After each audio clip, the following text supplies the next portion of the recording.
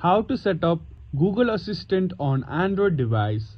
Hello everyone and welcome back to our channel. In today's video, I'll teach you how to set up Google Assistant on your Android device. So let's get started. To set up Google Assistant on your Android device, follow these simple steps.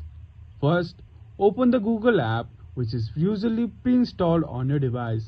You can find it by searching for the Google icon. Once the app is open, tap on your profile icon in the top right corner. From the menu, select Settings. In the Settings menu, look for the Google Assistant option and tap on it. On the Google Assistant page, you will see various settings. If you have a Samsung phone, you might not be able to map the power button to activate Google Assistant, but you can enable Hey Google. Tap on Hey Google option.